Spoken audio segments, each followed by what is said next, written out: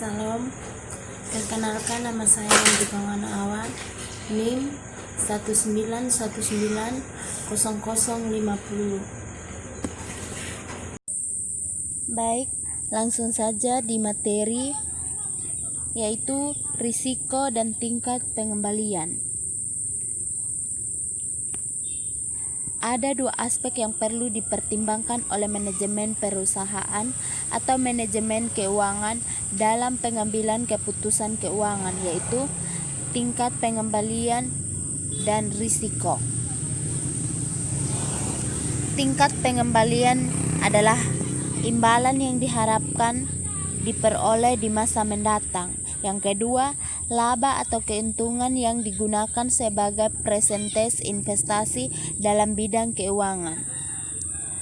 Risiko adalah kemungkinan terjadinya hasil yang tidak diinginkan atau berlawanan dari yang diinginkan. Yang kedua, bahaya, akibat atau konsekuensi yang dapat terjadi akibat sebuah proses yang sedang berlangsung atau terjadi yang akan datang. Ketiga, suatu keadaan ketidakpastian di mana jika terjadi suatu keadaan yang tidak dikehendaki dapat menimbulkan suatu kerugian.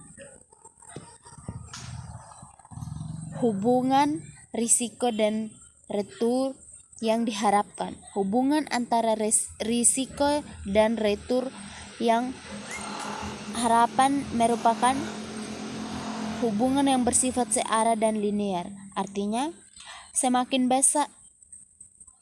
besar risiko suatu aset, maka semakin besar pula retur yang diharapkan atas aset tersebut, dan sebaliknya.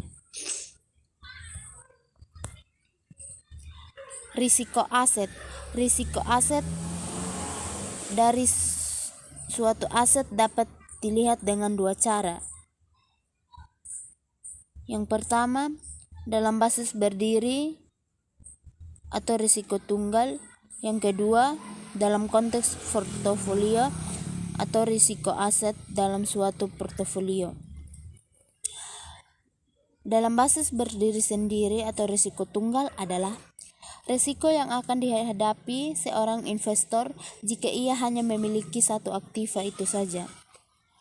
Yang kedua, dalam konteks portofolio atau risiko aset dalam suatu portofolio, yaitu kuadrat dari deviasi standar. Risiko portofolio dibedakan dalam dua risiko, yaitu risiko sistematis atau risiko pasar. Yang kedua, risiko tidak sistematis. Risiko sistematis terkait dengan perubahan yang terjadi di pasar dan mempengaruhi return seluruh saham yang ada di pasar.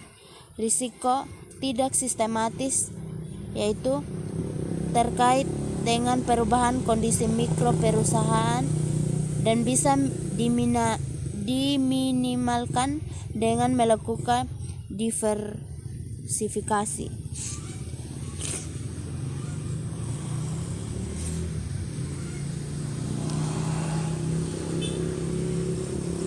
Reversible risk disebabkan oleh kejadian-kejadian random seperti mogok kerja, sukses atau gagalnya marketing program. Yang kedua, efeknya terhadap portofolio dapat dihilangkan dengan diversifikasi.